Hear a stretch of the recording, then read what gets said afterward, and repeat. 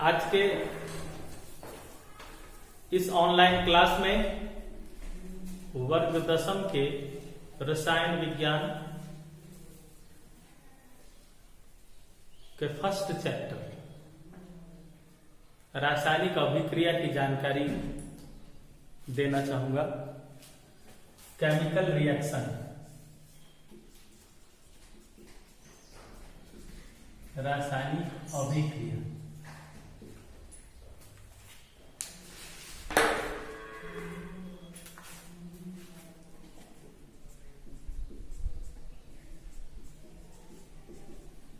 रासायनिक अभिक्रिया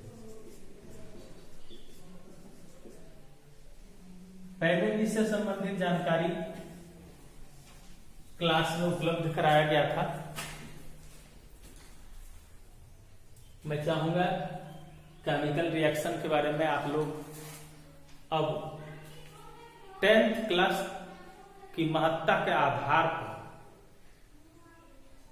इसको सीखने का प्रयास करेंगे। रासायनिक अभिक्रिया है क्या?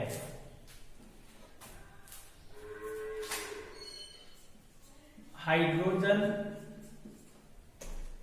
क्लोरीन से जुड़कर HCl बना। इस दोनों पदार्थ को इसमें परिवर्तित होने के लिए सूर्य प्रकाश की जरूरत है।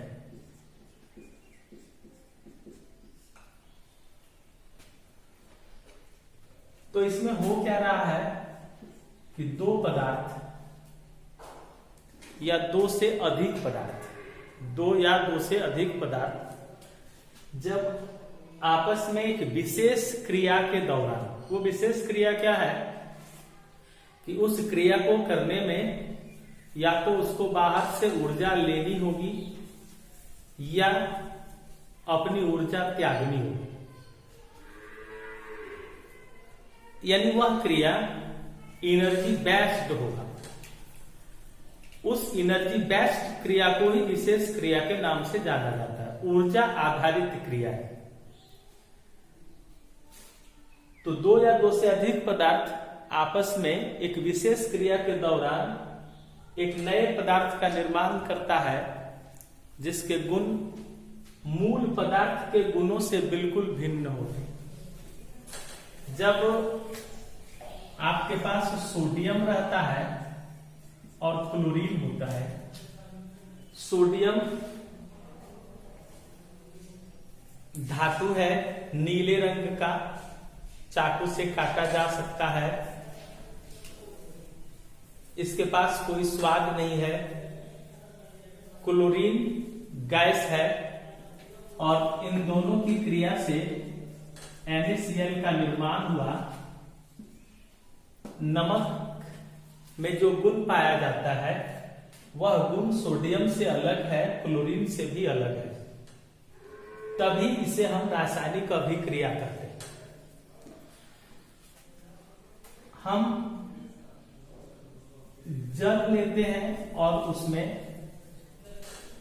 चीनी डालते हैं,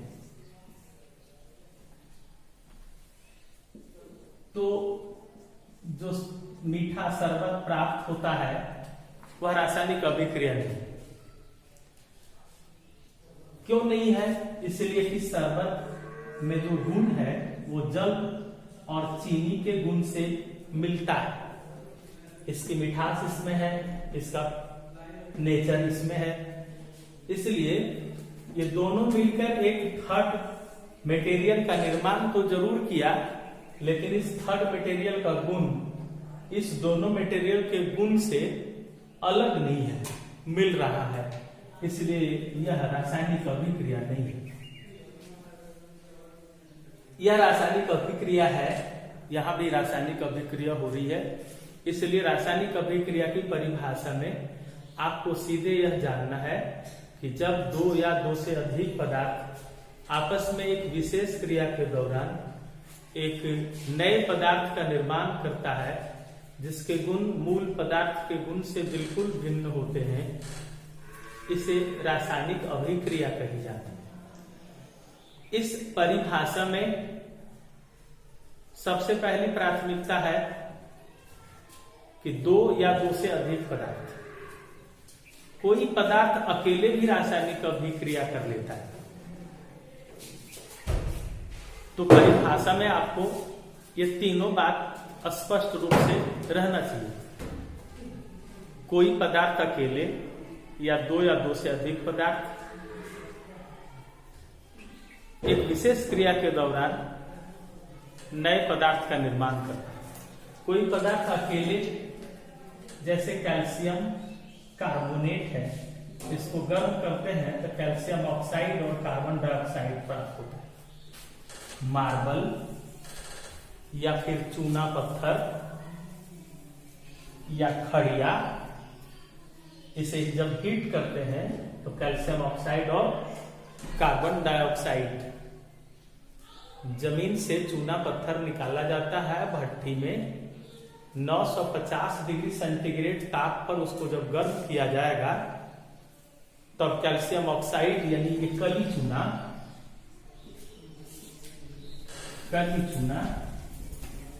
और कार्बन डाइऑक्साइड निकल जाता है, कली चूना प्राप्त हो जाता है। कली चूना, जिस चूना का हम लोग उपयोग करते हैं, जब तक पॉकेट में रखा हुआ चूना ड्राई स्टेट में रहता है तब तक वह कली चूना है, और जब इस कली चूना पैकेट वाले चूने में हम लोग जल मिला देते हैं तो ये कैल्शियम हाइड्रोक्साइड बन जाता है, जिसको भखरा चूना कहा जाता है। भखरा चूना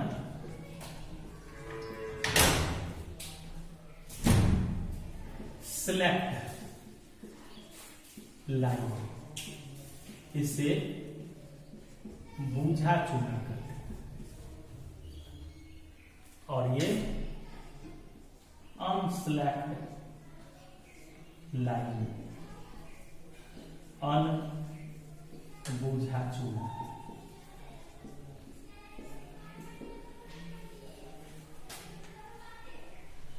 कली चूना में पानी डाल दिए, बखरा चूना हो गया, सेलेक्ट लाइन के रूप में जाना गया।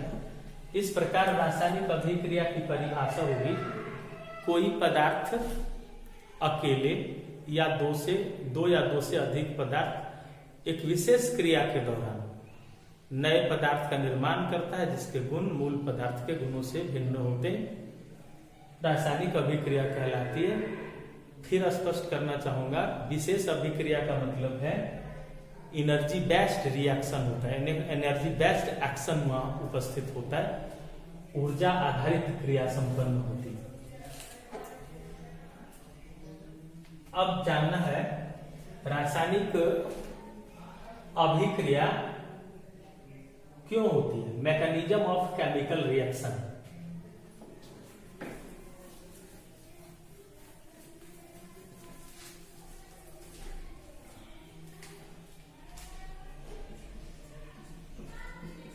mechanism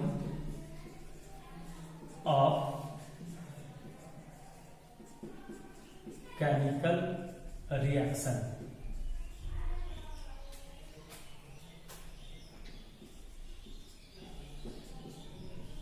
रासायनिक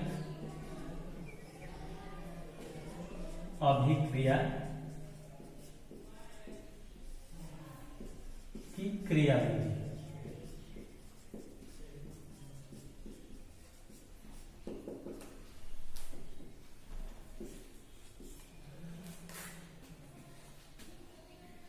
कोई भी पदार्थ जो रासायनिक अभिक्रिया में भाग ले रहा है प्रतिकारक कहलाएगा, और अभिक्रिया के पश्चात जो पदार्थ बनता है उसे प्रतिफल कहा जाता है।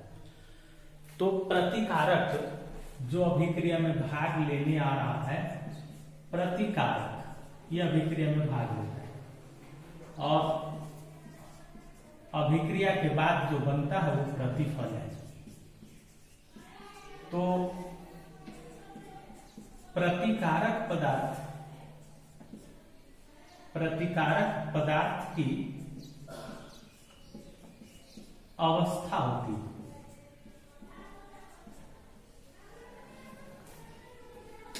प्रतिकारक पदार्थ की एक अवस्था होती है सामान्य अवस्था, सामान्य अवस्था,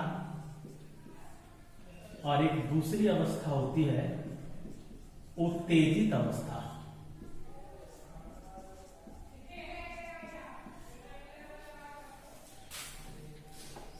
सामान्य अवस्था में ऊर्जा स्तर, एनर्जी का जो लेवल है वो डाउन रहता है, ऊर्जा स्तर निम्न होते हैं। तो पूछा जाएगा नॉर्मल स्टेट्स क्या है, सामान्य अवस्था किसे कहते हैं, नॉर्मल स्टेट क्या है, और फिर ये एक्साइट स्टेट क्या है। NS और ES दो अवस्था होती है प्रतिकारकों का। तो जिसमें वह अवस्था जिसमें ऊर्जा का स्तर निम्न होता है सामान्य अवस्था कहलाती है, और वह अवस्था जिसमें ऊर्जा स्तर उच्च होते हैं उत्तेजित अवस्था कहलाती है। रासायनिक अभिक्रिया होने के लिए सामान्य अवस्था से उत्तेजित अवस्था में पहले पहुंचना होगा। प्रतिकारक जब तक सामान्य अवस्था में रहेगा रासायनिक अभिक्रिया नहीं होगी, और जब सामान्य अवस्था से उत्तेजित अवस्था में पहुंच जाएगा रासायनिक अभिक्रिया शुरू हो जाएगी। आप जान रहे हैं सामान्य अवस्था में क्या है, एनर्जी का लेवल डाउन है, लोअर एनर्जी लेवल है, और उत्तेजित अवस्था में क्या है, हायर एनर्जी लेवल है, इसके पास ऊर्जा का स्तर ज्यादा है। तो ज्यादा ऊर्जा है तो वह उत्तेजित अवस्था में है, कम ऊर्जा है तो वो सामान्य अवस्था में है। प्रतिकारक जब तक सामान्य अवस्था में रहेगा रासायनिक अभिक्रिया प्रारंभ नहीं होगी। जैसे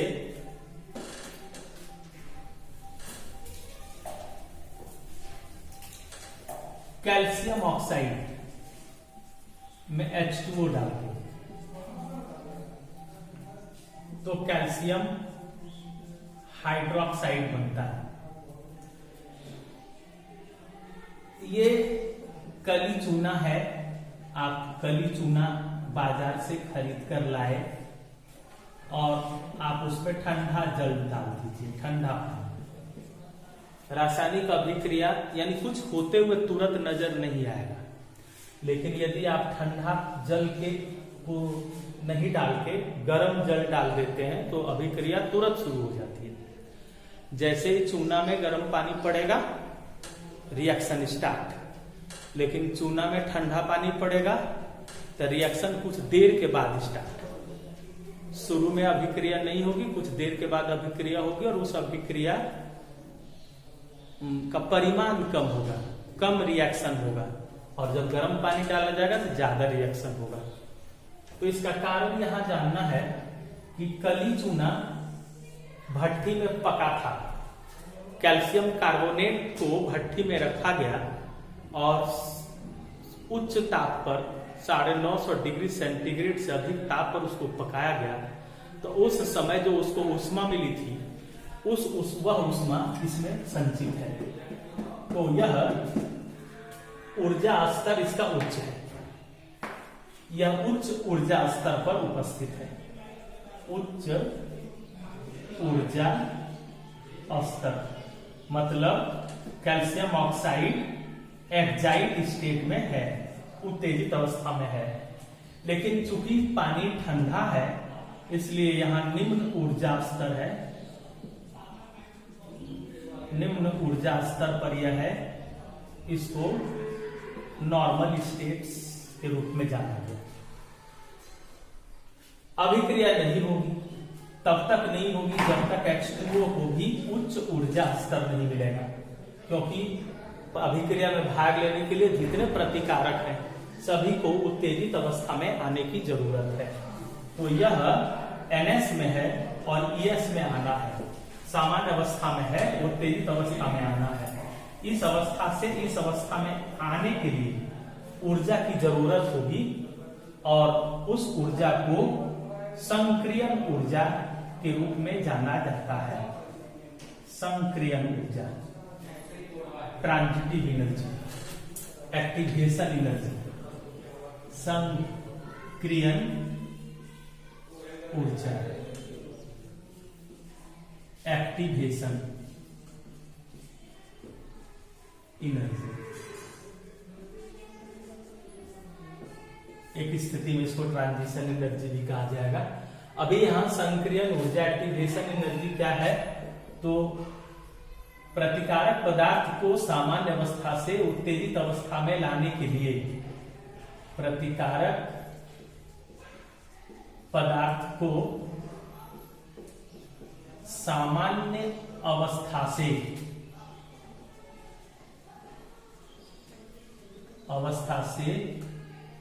उत्तेजित अवस्था में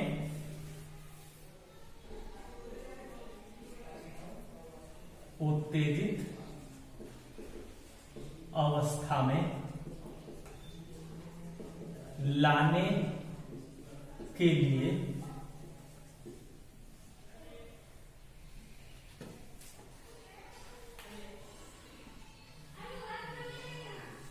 दी गई ऊर्जा के परिमाण को संक्रियन ऊर्जा कहते हैं। संक्रियन ऊर्जा कहते हैं। तो इसको सामान्य अवस्था से उत्तेजित अवस्था में लाया जाएगा। कैल्शियम ऑक्साइड इसको संक्रियन ऊर्जा उपलब्ध कराएगी और तब यह उत्तेजित अवस्था में आएगा, तब अभिक्रिया शुरू होगी।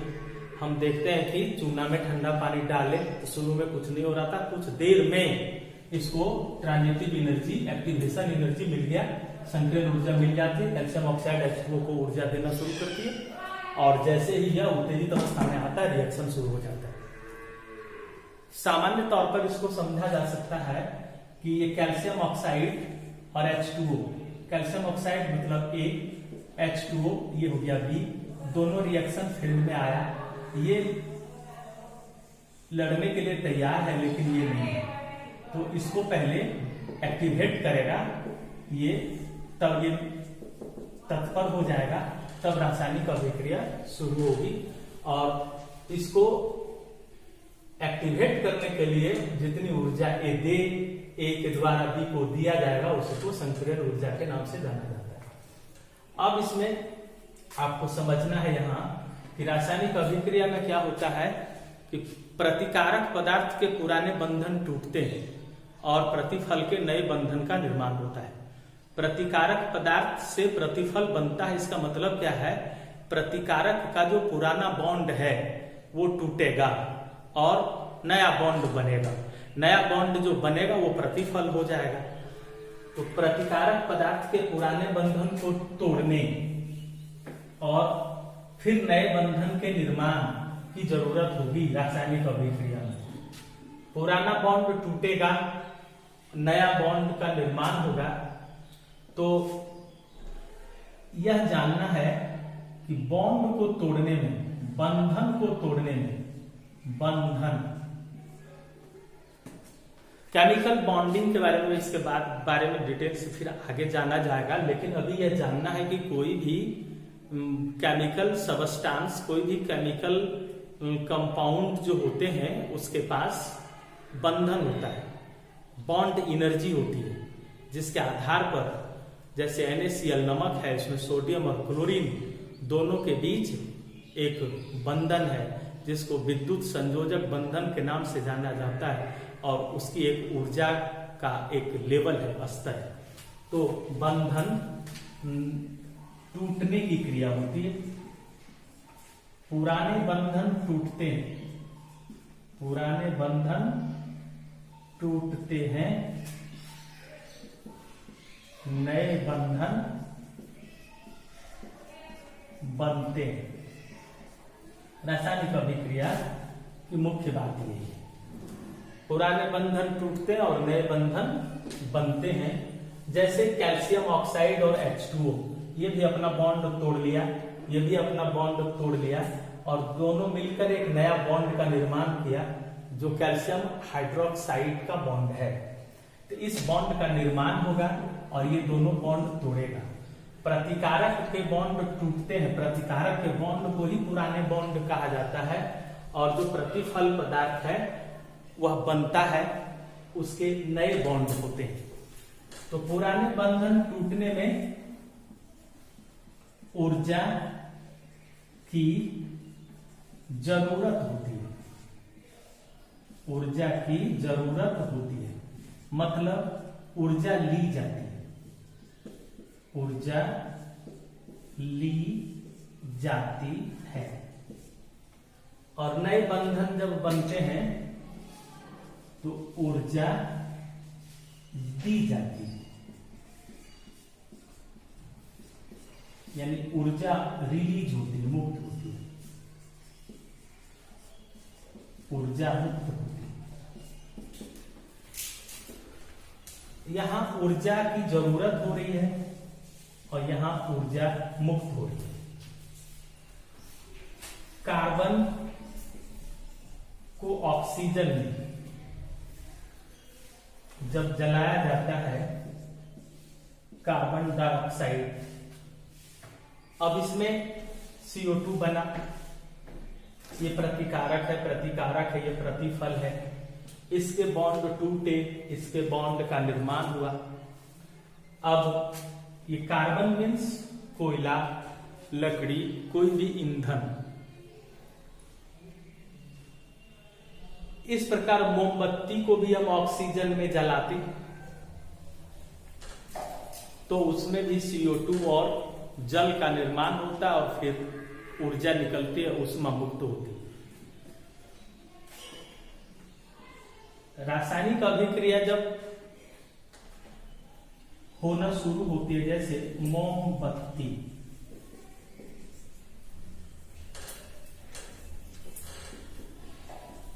पेंटाक्लोसेन, C25H52, ये फॉर्मूला है सर। इसकी अभिक्रिया ऑक्सीजन से होगी। तो मोमबत्ती को जलाने से क्या बनता है? मोमबत्ती को जलाने से CO2 बनता है, H2O बनती है और ऊष्मा मुक्त होती है। कोई भी ईंधन है उसको ऑक्सीजन में हम जलाएंगे तो CO2, H2 और ऊष्मा। जैसे मोमबत्ती को जलाते हैं तो मोमबत्ती पिघल गया, ये नहीं बताया जा सकता, ये गलत हो जाएगा। मोमबत्ती का पिघलना वो रासायनिक अभिक्रिया नहीं है, मोमबत्ती का जलना रासायनिक अभिक्रिया है। तो मोमबत्ती का जलना मतलब ऑक्सीजन की उपस्थिति में मोमबत्ती का दहन होगा, वह रासायनिक अभिक्रिया होगी। और जब मोमबत्ती के बगल में हम कोई आग रख दिए और धीरे धीरे वो पूरा मोम पिघल कर लिक्विफाइड हो गया तो वहां कोई रासायनिक अभिक्रिया नहीं हुई, वहां भौतिक परिवर्तन सिर्फ हुआ। तो मोमबत्ती का दहन हो रहा है, जलना ऑक्सीजन की उपस्थिति में है तो CO2 बना, H2O बना, ऊष्मा। Any type of fuel already gives CO2 and H2O and energy after combustion, जलने के बाद, at the presence of oxygen। अब कार्बन और ऑक्सीजन से CO2 का निर्माण हुआ है तो इसमें, या मोमबत्ती और ऑक्सीजन से CO2, H2O ऊष्मा का निर्माण हुआ है तो इसमें क्रिया क्या हो रही है कि ऊर्जा की जरूरत है। यहाँ बॉन्ड टूटा, इसको ऊर्जा दी गई, इसको ऊर्जा दी गई और यहाँ बॉन्ड बना, ये ऊर्जा मुक्त किया, रिलीज किया। तो जब हम लकड़ी को या कोयला को या मोमबत्ती को ऑक्सीजन की उपस्थिति में जलाने लगते हैं तो पहले वो अपना बॉन्ड को तोड़ता है, तो उसमें उसको ऊर्जा की जरूरत होती है तो वह ऊर्जा पहले लेता है। तो जितनी ऊर्जा ली गई ऊर्जा को हम मान लेते हैं X1 ली गई ऊर्जा, किसी रासायनिक अभिक्रिया में प्रतिकारक के द्वारा ली गई ऊर्जा X1 है। और ली गई ऊर्जा क्यों? इसलिए कि प्रतिकारक का बॉन्ड टूटेगा, बॉन्ड को टूटने में ऊर्जा लेनी होगी।